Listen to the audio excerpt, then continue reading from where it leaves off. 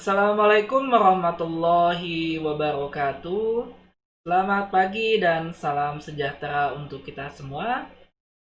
Pada kesempatan kali ini saya akan melanjutkan topik kita terkait dengan pemanasan global, penyebab dan dampak. Materi kuliah ini masih melanjutkan terkait dengan diskusi kita pada pertemuan yang sebelumnya. Di pertemuan sebelumnya, kita sudah membahas dampak terkait dengan perubahan iklim dan juga tugas kelompok ya terkait dengan materi atau topik yang dipilih terkait dengan perubahan iklim. Nah, di sini saya akan membahas lebih detail terkait dengan pemanasan global. Baik, kita mulai saja perkuliahan kita pada hari ini. Oke, yang pertama di sini,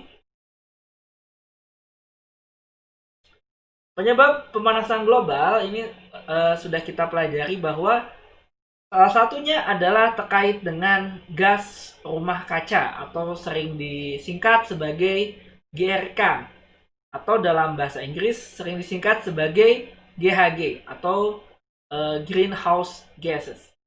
Nah, gas-gas di atmosfer yang memiliki kemampuan menyerap radiasi gelombang panjang yang dipancarkan kembali ke atmosfer oleh permukaan bumi. Nah, sifat thermal dari gas rumah kaca ini menyebabkan pemanasan atmosfer secara global. Beberapa contoh dari gas rumah kaca yang seperti yang sudah kita pelajari adalah karbon dioksida, kemudian ada gas metana, kemudian ada klorofluorokarbon dan lainnya. Baik, kemudian terkait dengan global warming. Nah, global warming ini disebabkan karena berlebihnya jumlah dari gas rumah kaca yang ada di permukaan atmosfer kita. Dan gas rumah kaca ini bisa dibilang ini ada yang dihasilkan oleh manusia, ada juga yang memang secara alamiah terjadi. Nah, ini contohnya seperti karbon dioksida, metana, nitrous oxide, dan klorofluorokarbon. Nah, pemanasan global via manusia, di sini bisa kita lihat ya, bahwa panas atau heat ini tidak dapat keluar, dia balik lagi, mantul kembali ke dalam bumi. Dia tidak bisa keluar. Nah, ini penyebabnya apa? Karena di sini contohnya adalah adanya karbon dioksida. Jadi seperti ada lapisan eh, yang membuat dia mantul kembali. Nah, karbon dioksida ini disebabkan salah satunya adalah karena bahan bakar fosil. Seperti pada kendaraan atau pada pembangkit yang menggunakan batu bara, minyak, dan juga gas alam. Nah, karena dia balik lagi, maka suhu permukaan di sini akan meningkat, membuat terjadinya pemanasan global. Nah, tadi sumber GK ini dia mayoritas dihasilkan oleh pembakaran dari bahan bakar fosil. Contohnya pada kendaraan bermotor, pada pembangkit tenaga listrik, pabrik-pabrik modern, dan juga peternakan dan pertanian. Ini adalah ilustrasinya. Ini misalnya pada pembangkit, ini PLN, ini kemacetan lalu lintas. Nah, inilah yang menyebabkan polusi yang salah satunya adalah gas rumah kaca seperti karbon dioksida. Nah, kita sudah tahu penyebab dari gas rumah kaca. Kita sudah tahu bahwa penyebabnya adalah gas rumah kaca. Ini menyebabkan pemanasan global dan nanti kita akan membahas terkait dampaknya terhadap perubahan iklim. Oke, ini adalah sumber pemanasan global di Indonesia. Nah, mungkin ini agak sedikit berbeda ya. Ini tahun 2005, jadi sudah agak lama datanya infografis ini. Kalau kita lihat di sini, memang Indonesia ini yang paling besar di sini adalah terkait dengan konversi lahan dan perusakan hutan. Nah, tapi ini pembakaran batu bara ini saya masih meragukan ya, datanya 9 miliar ton ini CO2. Ini dalam CO2e ya, atau metrik ton CO2 ekivalen. Jadi bukan besarnya banyaknya CO2 ya, tapi adalah metrik ton CO2 ekivalen. Nah, ini terkait dengan pembakaran batu bara, ini saya masih kurang tahu ya datanya valid atau tidak, tapi yang jelas di sini banyak literatur dan referensi yang menyatakan bahwa di Indonesia itu yang paling besar itu terkait dengan konversi lahan dan perusakan hutan. Sedangkan untuk yang lainnya seperti energi, pertanian, dan industri itu hanya sekitar 451 juta ton. Nah, di sini hal ini mungkin sudah disampaikan juga pada pertemuan minggu lalu oleh kelompok pertama ya, terkait dengan sumber dari gas rumah kaca atau GRK yang ada di Indonesia. Kemudian di sini dari bahan bakar penggunaannya, bahan bakar fosil, ini kalau kita bagi menurut sektor, nah di sini yang paling dominan di sini adalah dari transportasi, yaitu sebesar 20%. Kemudian industri dan pembangkit listrik. Jadi saya lanjutkan.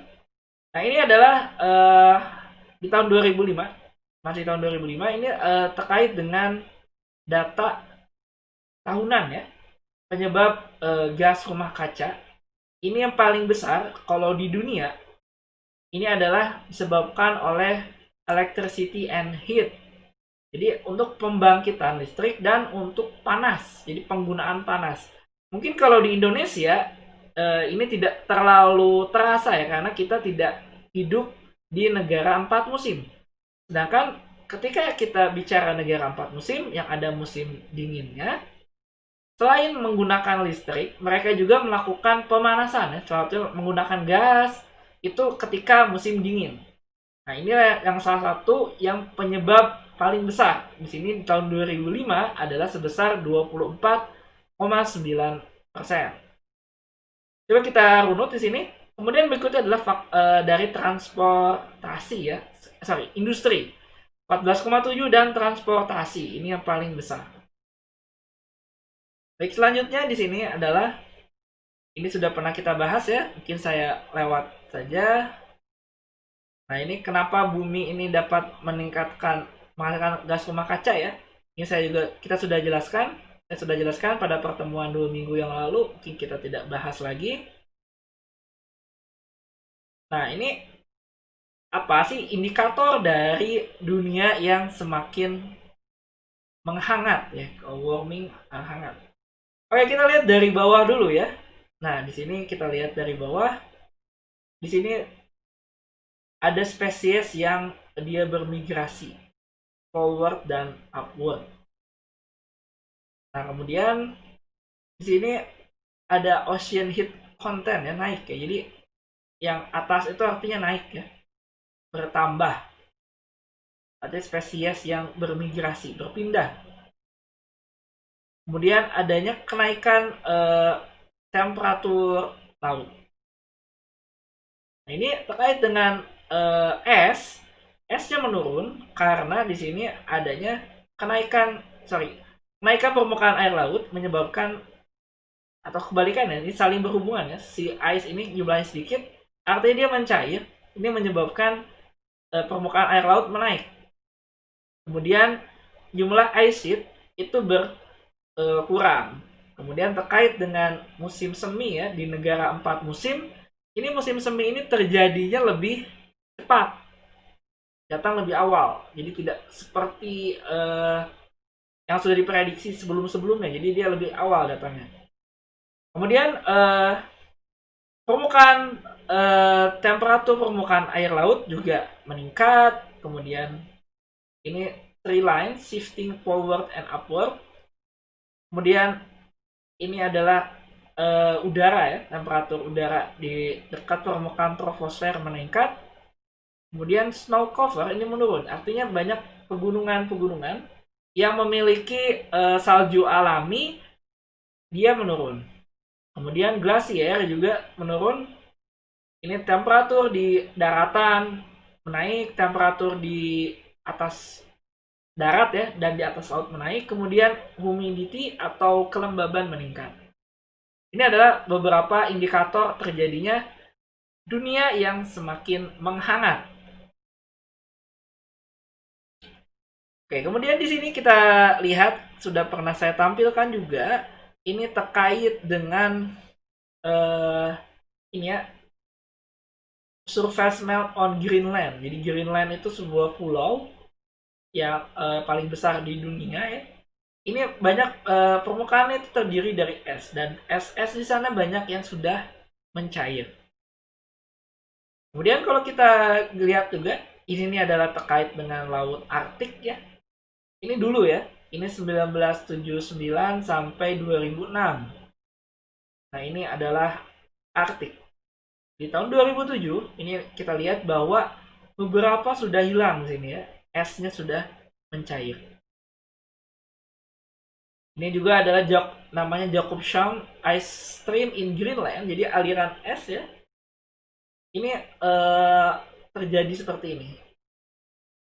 Jadi dia kayak ada aliran es di sini ya yang mengalir. Jadi karena mencairnya es ya yang ada di Greenland.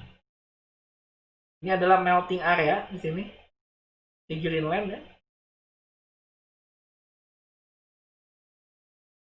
Kemudian beberapa efek ya terkait dengan global warming di sini kalau kita lihat ya dari atas kita lihat ini akan menyebabkan frekuensi dari cuaca ekstrim yang meningkat.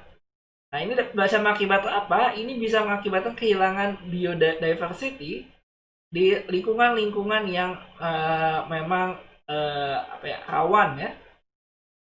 Seperti pada tropical forest atau pada hutan tropis. Nah, di sini juga ini akan menyebabkan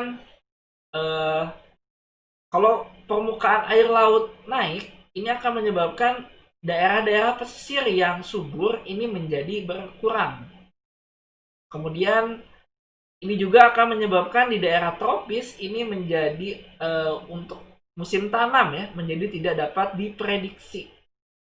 Kemudian juga terjadi perubahan pada biota di lautan karena ini terkait dengan air laut yang menghangat.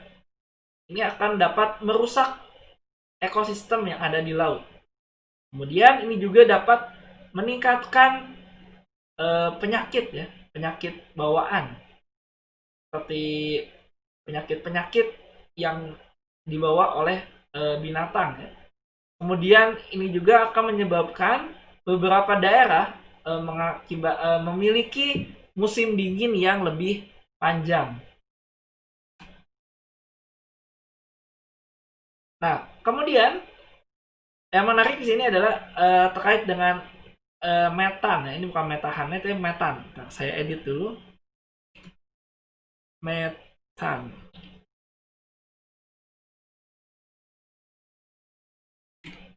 Jadi gas metan, ada metana, hidrat, ini dia beku ya. Jadi tersimpan di dalam bentuk es. Dan para ilmuwan ini memperkirakan bahwa Antartika di bagian utara itu menyimpan kurang lebih 400 miliar ton metan hydrates. Nah, metana sendiri adalah gas gas rumah kaca yang memiliki efek lebih ganas 23 kali dibandingkan karbon dioksida. Nah, karena lokasi metan hydrates ini banyak di kutub utara dan kutub selatan tersimpan dalam es, di mana suhu permukaan airnya kurang dari 0 derajat Celcius ya. Jadi di atas permukaan itu dia beku.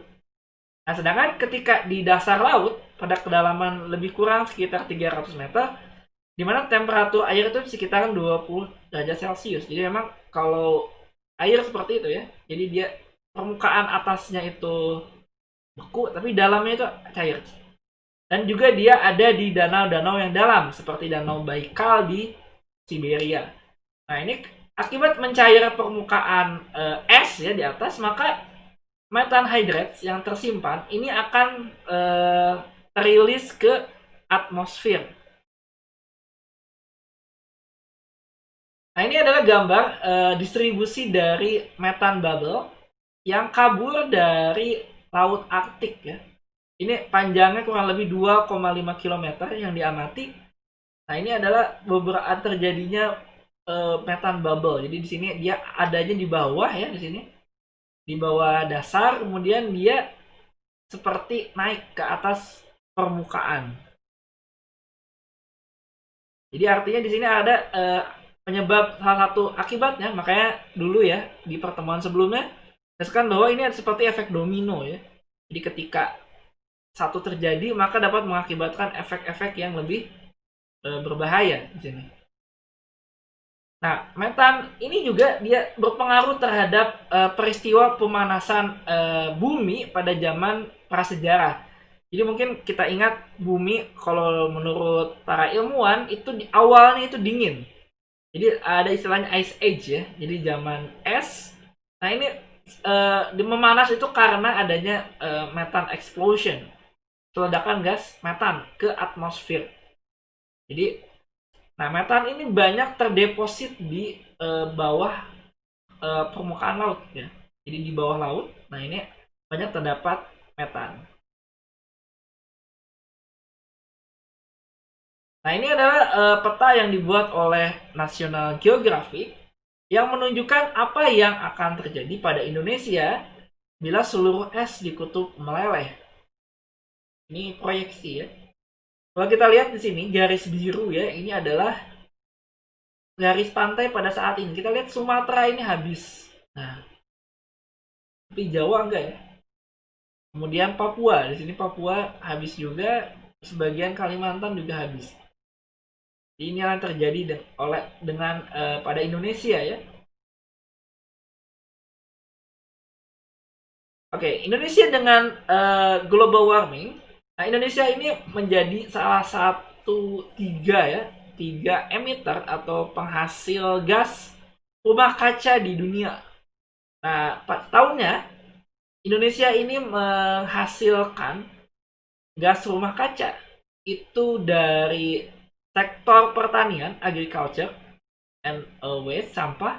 Ini sekitar 450 juta tons of carbon dioxide equivalent, MTCO2 equivalent. Jadi ini beda dengan jumlah CO2 yang ada di atmosfer. Kemudian di sini yang paling besar ini belum ada apa-apanya ya. 450 ini seperti yang sudah dibahas oleh kelompok minggu lalu ya. Justru yang paling besar ini adalah penggunaan lahan ya dan kehutanan. Nah, ini 2.500 ya, sekitar 2 gigaton CO2 equivalent. Nah, ini mostly paling banyak itu karena deforestation. Ini menurut Houghton dan sebagainya lapis 2007. Kalau kita lihat Indonesia dan negara-negara lain penghasil gas rumah kaca nomor 3 ya. Dan ini bukan prestasi yang membanggakan. Kalau kita lihat sektor energi, Indonesia itu kecil saja, tidak terlalu besar. Energi dan agriculture.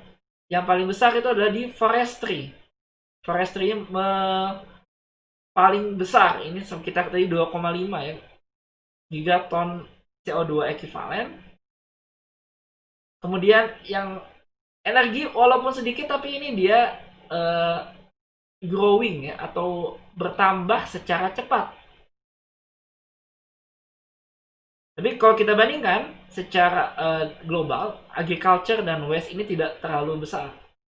Sedangkan kalau negara seperti Amerika di sini, yang paling besar itu adalah dari sektor energi. Begitu juga dengan China, Rusia dan India juga. Kita lihat Indonesia dan Brazil ini adalah dua negara yang berada di garis khatulistiwa ya. Ini masalahnya sama, hutan, forestry. Nah, ini adalah contoh change of mean temperature. Nah, ini prediksi di tahun 2020 ya. Ya, saya kurang tahu juga ini skenario ini terjadi atau enggak. Ini ada prediksi di tahun 2007. Jadi, kurang lebih seperti ini. Ini adalah perubahan mean temperature atau temperatur rata-rata. Kalau kita lihat di sini ya, yang paling panas ini di sekitar Kalimantan ya, Kalimantan Utara. Kemudian di sekitar Nusa Tenggara ya. Nah, ini adalah gambar yang berikutnya adalah global temperature. Ini yang dilihat dari meteorological station. Ini data tahun 2008. Nah, ini temperatur anomali ya, rata-rata ya global. Jadi di sini kalau kita lihat ini minus ya yang bawah, yang atas ini positif. Ya, secara garis besar di sini bahwa temperatur ini dia meningkat ya secara global. Dari tahun 1880 sampai tahun 2000-an.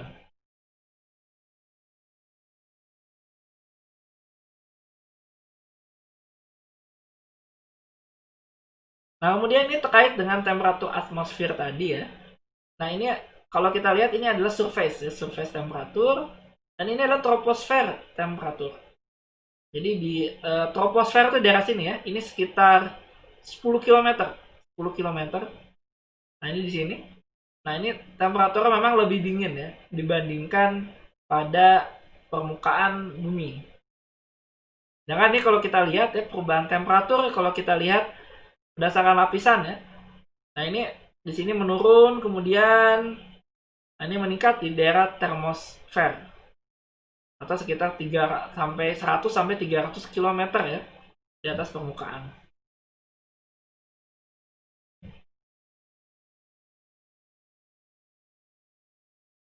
Dan ini adalah gambar dari observed air temperature atau suhu udara yang diamati.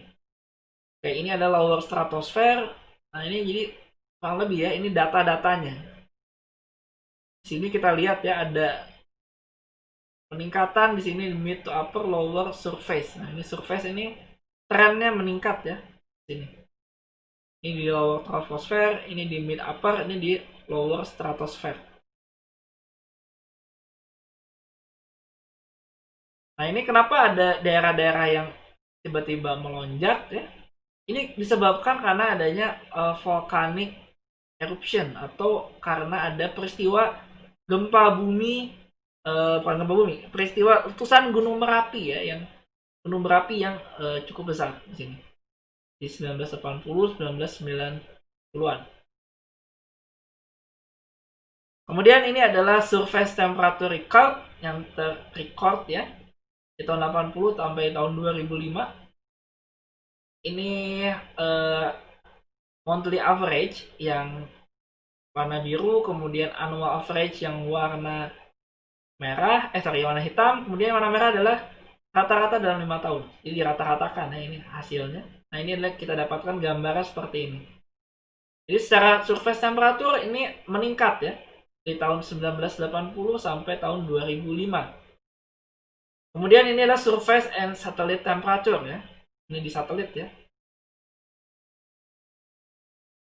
Ini temperaturnya juga kalau kita lihat ya secara regresi ya ini dia meningkat.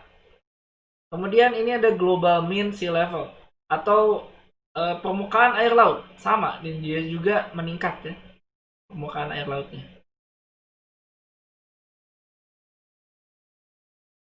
Oke, kemudian lanjut. Nah, ini adalah perubahan es ya. Nah, di sini menurun ya. Kalau es dia menurun. Semuanya hampir semua menurun. Kemudian Antartika Sea Ice Extent Anomalies. Nah, di sini dia datanya ini seperti ini ya. Tidak terlalu banyak ya sini. Kalau di Antartika ya. Kalau di Arktik dia menurun ya. Kemudian ini change in snow cover. Nah, ini juga terkait dengan ketebalan es ya. Ini juga menurun ya kalau dilihat. Kemudian ini sea level dia meningkat.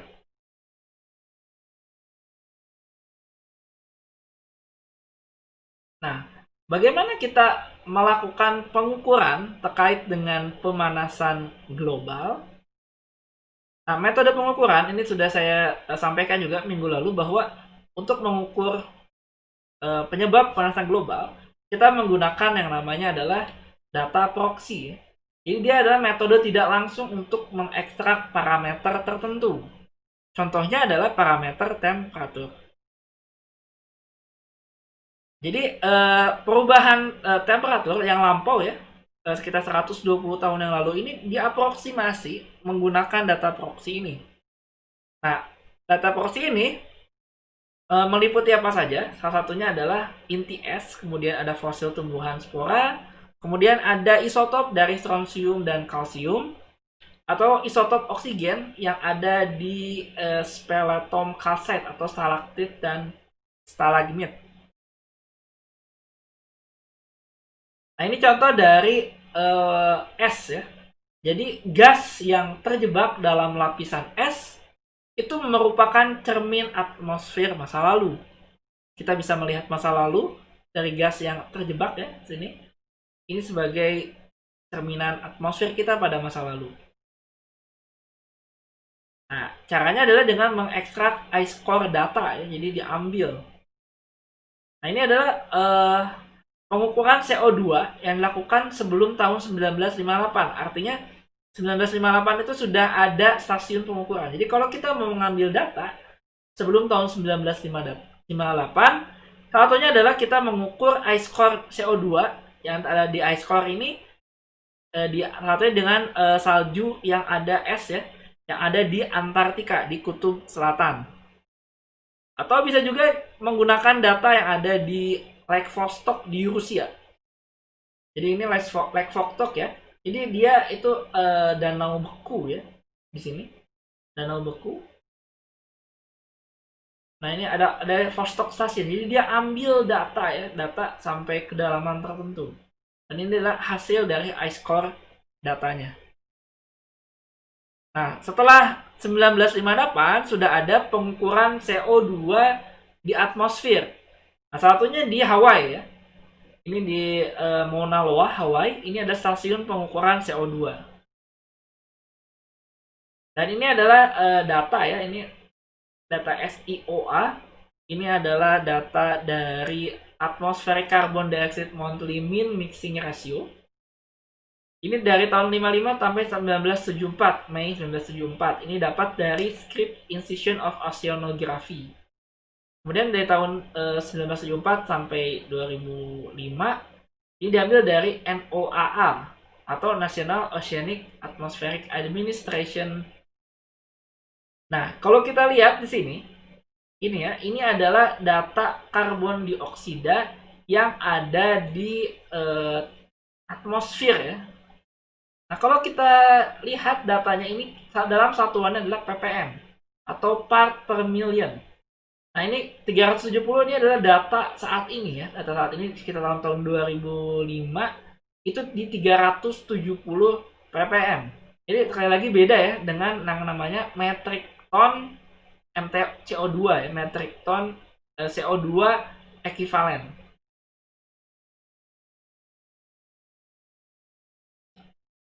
Nah ini adalah kontribusi ya relatif terkait dengan CO2.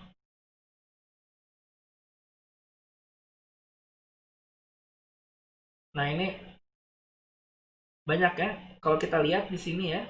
Nah ini ada data-datanya. Ini terjadi strong El Nino ya di tahun ini. Kemudian terjadi juga ketika turun ya.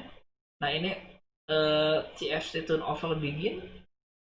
Nah ini terjadinya rapid ya. CH4.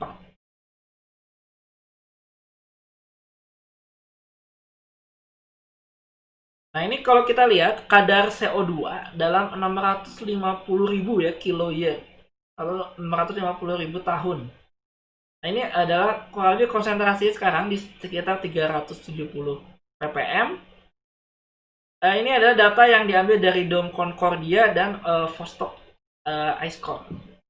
Nah ini datanya. Nah kita lihat di sini untuk data yang kecil di sini ya. Ini ada data offsetnya.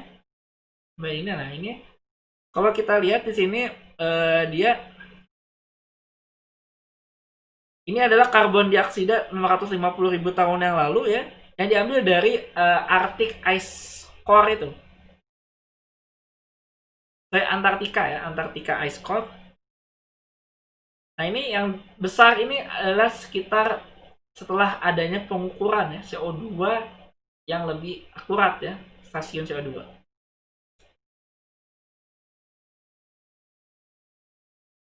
Kemudian ada space base ya, space base detection of atmospheric carbon dioxide. Ini ada diluncurkan akhir tahun 2011. Nah, ini memiliki tingkat akurasi yang lebih baik di sini.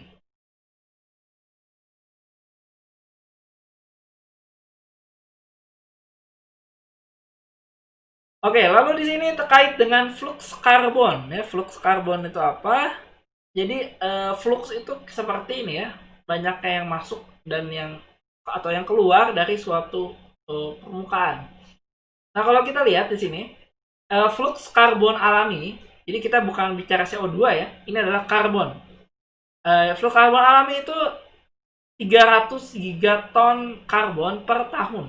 Dan ini seimbang. Jadi ya antara yang masuk dan yang keluar, yang istilahnya yang keluar dan yang diserap ya.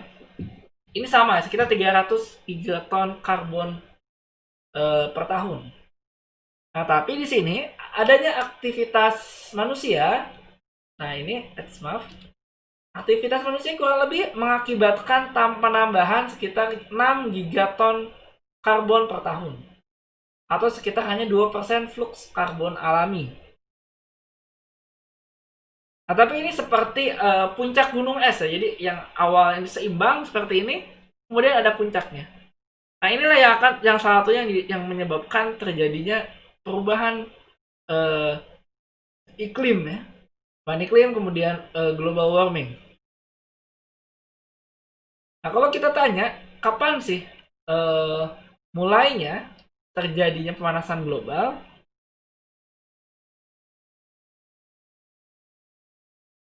Kita lihat di sini.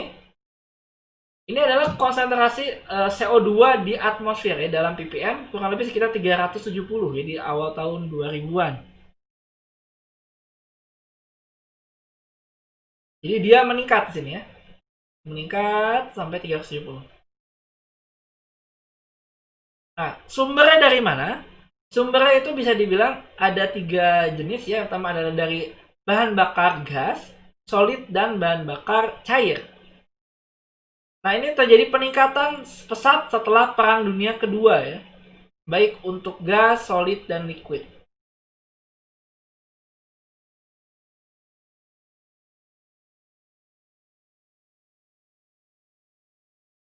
Jadi terjadi peningkatan yang cukup besar dan total seperti ini. Nah, untuk solid ya, kenapa dia sudah meningkat ya? Karena penggunaan batu bara ya. Penggunaan batu bara ini sudah cukup lama terjadi. Sedangkan gas ini mungkin baru setelah banyak Perang Dunia Kedua. Kemudian liquid juga. Dan ini adalah totalnya. Kalau kita totalkan ya, seperti ini.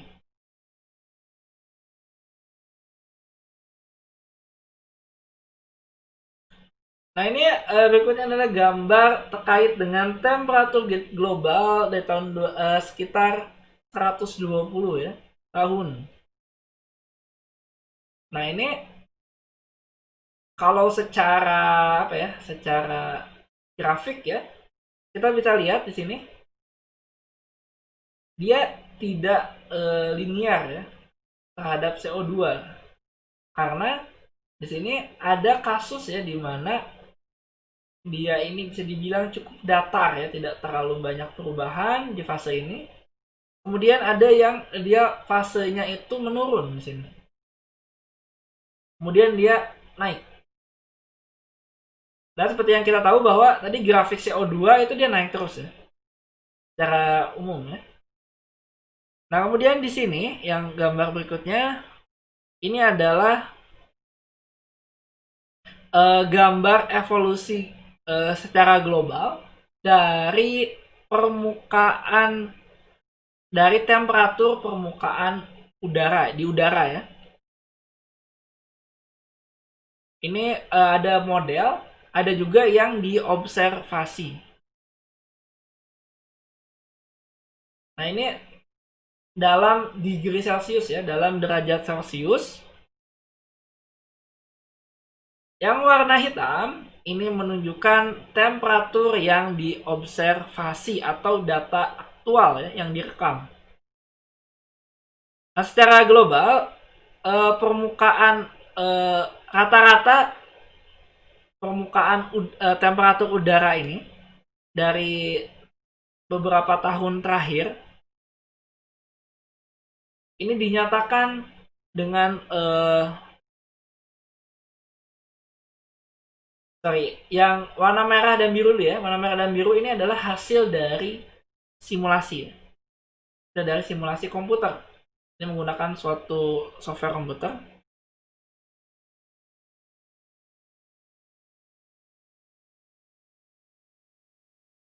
Nah, ini terjadi di sini ya, global average ya. Nah, di sini ada sedikit penurunan di sini ya. Penurunan, kemudian dia naik lagi.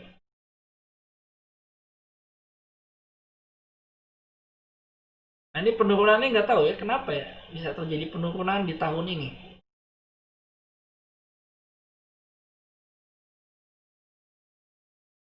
Oke, kalau kita bicara tentang terkait dengan dampak ya, lanjutannya. Dampak pemanasan global antara lain ada perubahan iklim ya di sini ya. Nah, perubahan iklim ini kalau kita bicara makanan, air bersih ya, dan air yang ada, kemudian ekosistem, kemudian cuaca ekstrim, dan juga ini adalah perubahan ya, yang tidak dapat balik lah. Nah, ini makanan ya, ini tentu akan terjadinya failing crop itu gagal panen ya. Ini mulai 1 sampai 2 derajat Celcius saja dapat menyebabkan gagal panen. Kemudian air. Ini air yang itu banyak mountain glacier itu yang hilang. Jadi bisa dibilang nanti sumber air di beberapa daerah ini bisa rawan ya. Kemudian hilangnya beberapa sumber air di daerah seperti Mediterania dan Afrika. Kemudian naiknya permukaan air laut. Kemudian terkait dengan ekosistem, ini dapat merusak coral reef ya, terumbu karang, karena air di dalam laut itu naik, tentu akan menyebabkan tumbuhan ya yang di sana itu mati.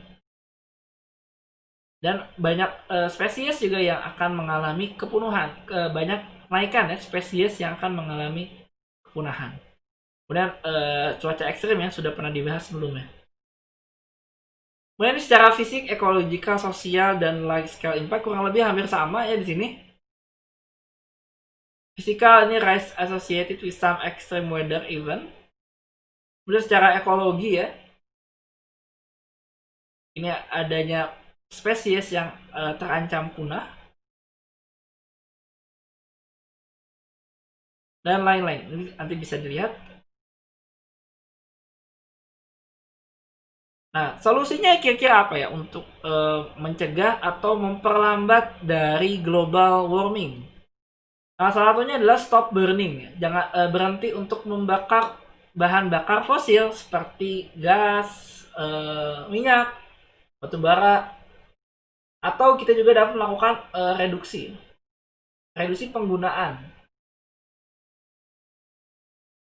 penggunaan fossil fuel untuk energi atau untuk proses penghangatan.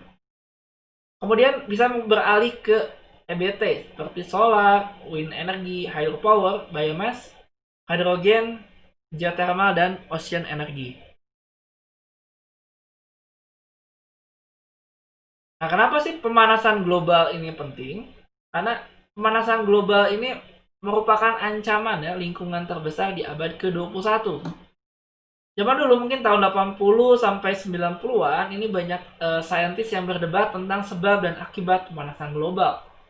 Kemudian di akhir tahun 90-an, saintis mulai menyadari bahwa ancaman pemanasan global ini meskipun detail dan mekanismenya belum sepenuhnya diketahui. Kemudian pemanasan global ini berada dalam ranah yang luas, tidak hanya kajian sains, tapi juga menyentuh ke sosial, ekonomi, politik, pertahanan dan keamanan, dan juga kait dengan teknologi. Nah, apakah pemanasan global sudah terjadi? Nah, jadi emang agak susah ya kita mendeteksi ini sudah terjadi atau belum. Karena kalau kita bicara secara temperatur ya, disebut ada yang turun gitu kan ya. Tapi karbon dioksidanya naik. Nah, karena memang iklim di bumi ini mempunyai variabilitas yang alami. Kemudian pemanasan global akibat aktivitas manusia juga kecil ya. Kalau kita lihat dari karbon itu, dia hanya menyumbang 2% saja. Terutama sebelum penggunaan bahan bakar fosil. Jadi nggak ada ya dulu bahan bakar fosil ya. Ini kecil. Kemudian konsensus munculnya sinyal pemanasan global akibat aktivitas manusia mulai terbukti. Tapi walaupun tadi hanya menyumbang 2% dari siklus karbon, tapi kita sudah merasakan ya bahwa bumi ini semakin panas. Nah, terkait dengan bukti-bukti dalam jangka panjang ini masih perlu dikumpulkan. Ini ada beberapa kontroversi politis ini semacam kartun ya bahwa ini zamannya George Bush ya. Yang mengatakan bahwa ini global warming ini hanya sebuah teori saja, tapi ternyata Amerika sudah terendam gitu, karena permukaan air laut sudah naik. Kemudian ini ya negara-negara maju ya seperti terus membakar bumi ya dengan menghasilkan gas rumah kaca. Banyak yang bilang bahwa oh ini global warming ini hanya sebuah mitos. Ya udah, jalan terus aja, nggak usah peduli gitu ya. Banyak kontroversi politis. Tapi yang kita alami di sini adalah kenaikan permukaan air laut, kemudian kenaikan temperatur, kemudian banyak habitat yang terancam dan banyak spesies hewan yang mungkin dia mengalami gangguan ya, dia terpengaruh, dan juga terkait dengan penyediaan air di sini, terutama air bersih. Nah ini kerawanan akibat perubahan iklim ini bersifat regional. Di satu daerah dapat lebih parah dari daerah lainnya. Contohnya Arktik ya. Ini hilangnya ice sheet loss dan akan berubahnya ekosistem. Kemudian di sub-Sahara ini ada water stress dan reduced crop. Jadi susah air, udah gitu susah untuk bercocok tanam. Kemudian di pulau-pulau yang kecil ini akan mengalami erosi ya di pantai. Kemudian ada inundation. Inundation itu apa?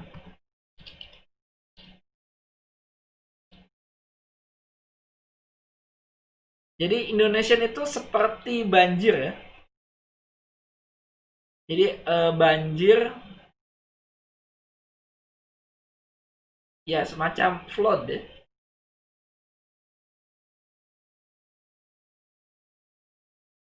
Jadi banjir yang merendam luar biasa ya. Kemudian di ASEAN Mega Delta ini bisa terjadi banjir, flooding from sea and river.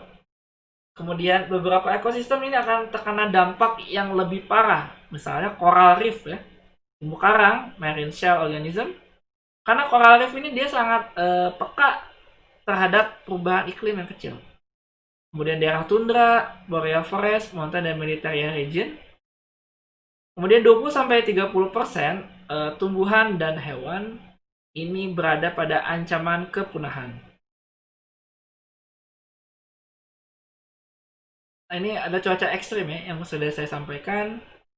Nah, kemudian kalau kita lihat dampak terbesar di belahan bumi utara, ini antara northern dan southern latitude. Ini adalah northern hemisphere. Ini adalah temperature change atau perubahan temperaturnya. Dan ini adalah southern hemisphere. Jadi di bumi utara itu terasa lebih panas. Kemudian terkait dengan suhu antara daratan dan lautan, ini adalah suhu daratan dan ini adalah suhu lautan. Jadi yang lebih terasa itu adalah di daratan ya. Daratan terasa lebih panas. Kemudian perubahan es Antartika ya. Nah, ini menyebabkan kenaikan muka air laut 4 cm per dekade.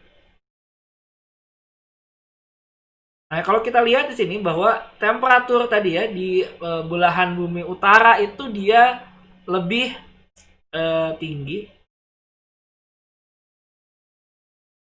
tapi di selatan juga naik juga walaupun lebih rendah. Nah, di sini ini adalah ice mass ya, berkurang. Jadi ya dampaknya adalah seperti ini.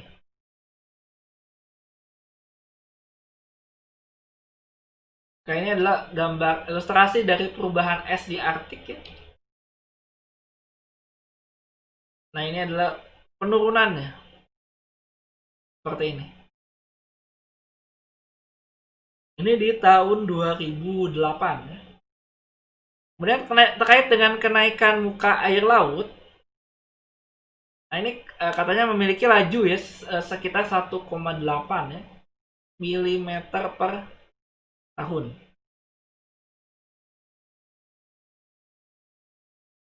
Nah, ini memiliki percepatan ini adalah 0,013 mm per tahun kuadrat. Nah, ada skenario yang menyatakan bahwa ini tidak mungkin ya kalau naiknya itu 1 meter ya. Tidak realistik. Karena kalau kita lihat ini dia memiliki laju 1,8 mm per tahun dan percepatan 0,013 mm per tahun kuadrat ya. Nah, jika akselerasi ini berlanjut, nah ini akan mengakibatkan kenaikan 12 inci. 12 inci itu berarti sekitar 25 cm ya. Kita 25, 30 lah ya. 30 cm dalam 1 abad. Artinya skenario yang menyatakan bahwa kenaikan sampai 1 meter itu ini agak tidak realistik ya kalau kita melihat laju dan percepatannya. Nah, ini adalah perubahan muka air laut ya. Masa lampau, sekarang, dan masa depan. Oke, ini estimasi dan ini adalah dari instrumental ya, yang dapat direkord. Nah, ini sea level change di sini. Nah, ini dalam milimeter ya. Ini projection. Kalau kita lihat projection di tahun 2100 ya, ini dalam 500. Berarti sekitar ini ya, yang paling tinggi ya, yang paling tinggi ini sekitar 500 mili ya. 500 mili itu artinya kurang lebih sekitar setengah meter ya. Nah, yang paling rendah di sini sekitar 20 sampai 30 ya.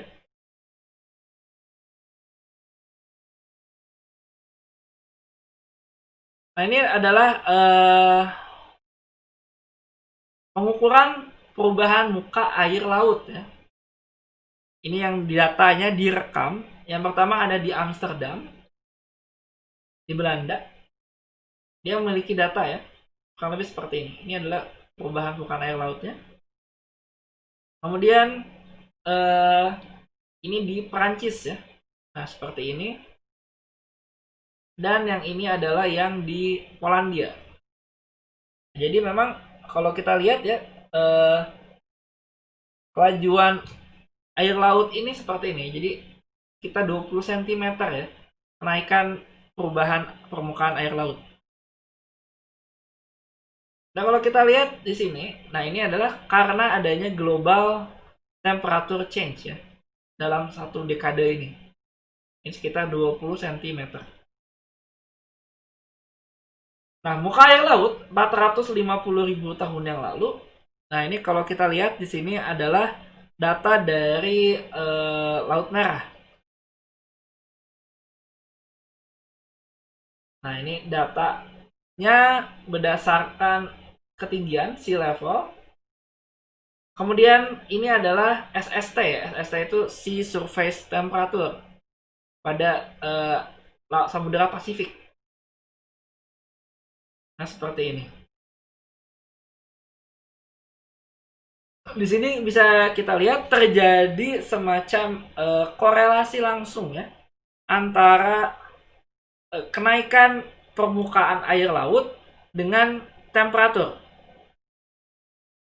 Walaupun ya beberapa fakta menyatakan bahwa kenaikan sea level atau air laut ini terjadi karena adanya ekspansi dari air pada temperatur yang panas. Jadi tidak selalu karena adanya es yang mencair.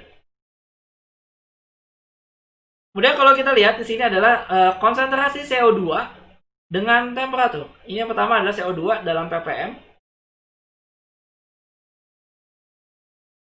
Ini yang sekarang ya, kurang lebih. Ini YBP, ini year before present ya. Nah, ini adalah temperaturnya. SST ya, Sea Surface Temperature di Pasifik.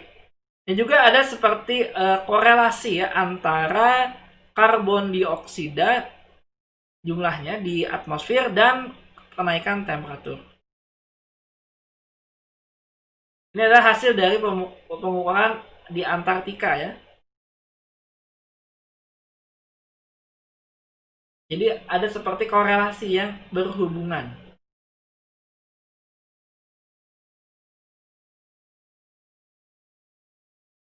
Selanjutnya yang ini adalah gambar ya. Ini sebelum penggunaan hidrokarbon. Ini adalah kenaikan permukaan air laut sekitar tahun 1807 dan 2002 ya. 2002 ini sudah pakai satelit ya. Yang ini adalah data terbaru ya tahun 2000-an. Nah, di sini kita lihat ya, ini sebelum hidrokarbon ya dan setelah penggunaan hidrokarbon. Ini kenaikan sea level ya, ini sekitar 7 inci per century. Sekitar 150 tahun tren. Nah, lalu dia naik ya di sini. Trend continues at same slope. Nah, ini naik, berlanjut ya, continue. Dan dia tetap.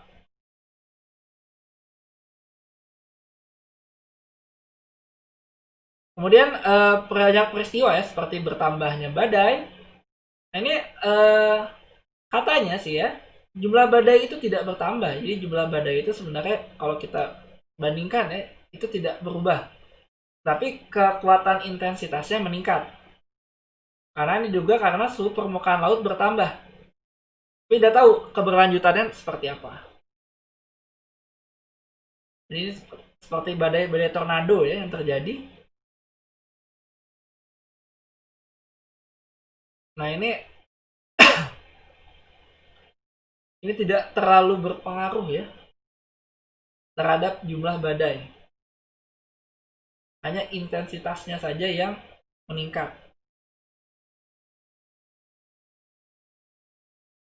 Bahkan di sini kalau kita lihat jumlah tornado itu turun ya, 43%, tapi kadar CO2 naik dalam periode yang sama. Ini terkait dengan kecepatan angin juga relatifnya konstan, sedangkan kadar CO2-nya naik. Jadi tidak terlalu banyak yang mungkin berpengaruh. Jadi memang terkait dengan pemanasan global ini, terkait dengan jumlah badai memang masih debatable. Ini masih menjadi penelitian. Nah, dampak yang paling besar terasa di sini adalah, pertama adalah kalau terjadinya global warming adalah beruang kutub. Karena beruang kutub itu perlu bongkahan es untuk hidup. Tentu akan punah jika kutub es meleleh. Itu juga dengan penyu laut ya. Penyu laut itu dia bertelur di pantai. Dia punah jika permukaan air laut naik karena dia sulit untuk bertelur. Jadi banyak juga spesies hewan akan punah jika pola musim hujan, kering, dan salju itu berubah ya, jadi berkepanjangan. Nah, bagaimana dengan manusia? Untuk manusia, kerugian ekonomi secara berantai yang besar akibat pola cuaca dan iklim yang tidak menentu. Kemudian tentu juga akan mengakibatkan konsumsi bahan bakar ya, pangan. Ini meningkat. Misalnya kalau pada musim dingin yang berkelanjutan terlalu lama, kita butuh bahan bakar yang lebih besar. Atau juga dengan makanan. Kemudian akan mengakibatkan kematian, misalnya akibat musim panas yang terlalu ekstrim, dingin, dan hujan. Seperti adanya longsor, banjir, angin topan, kekeringan, dan lain-lain. Oke, kalau kita lihat sini aspek sosial ekonomi ya, terkait dengan pemanasan global. Nah, ini transformasi masyarakat, industri ya, dalam 30 sampai 40 tahun ke depan, ini perlu dilakukan jika kita ingin mereduksi emisi gas rumah kaca sebesar 70 sampai 80%. Dan perubahan iklim akibat pemanasan global ini, dia tidak tidak berujung mau dalam generasi sekarang, tetapi di generasi mendatang. Nah, ini akan penanganan problem yang lebih kompleks ya daripada masalah teknologi. Jadi ini adalah warisan kita ke anak cucu nanti. Oke, ini ada contoh ya. Ini contoh mind map. Ya, mind map bagaimana untuk menghentikan atau mereduksi global warming. Ini bisa dilihat ya, ini nanti bisa dilihat sambil di pause ya videonya. Nah, terkait dengan mind map ini adalah akhir dari kuliah kita hari ini, tidak terlalu panjang di sini, masih kurang dari 1 jam ya. Jadi tugasnya untuk minggu ini, karena ini masih suasana liburan, adalah tugas individunya adalah membuat mind map, kurang lebih sama seperti ini. Boleh beda juga boleh, tapi dibatasin spesifik di sini ya. Adalah dalam perspektif industri manufaktur. Bagaimana kita dapat menghentikan atau paling tidak memperlambat ya laju global warming itu seperti apa? Nah, mind map ini dibuat dalam bentuk gambar yang disimpan dalam format JPG atau JPEG dan dikumpulkan minggu depan pada tanggal 2 Januari 2021 ya, tahun depan. Minggu depan dan juga tahun depan. Oke, ini tugasnya silakan kalau masih perlu menulis, silakan bisa di pause. Saya bisa balik lagi atau balik lagi ke slide ini. Baik, terima kasih. Mungkin itu saja yang bisa saya sampaikan pada kesempatan kali ini. Selamat liburan, selamat berakhir pekan.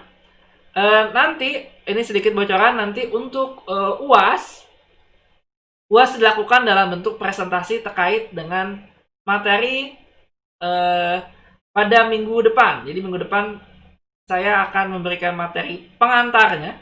Jadi UASnya nanti masing-masing presentasi secara individu, mungkin dalam satu pertemuan ada 3 atau 4 orang yang melakukan presentasi terkait dengan topik yang terakhir ya, yaitu adalah topik terkait dengan pembangunan dan lingkungan. Baik, terima kasih. Selamat siang. Wassalamualaikum warahmatullahi wabarakatuh.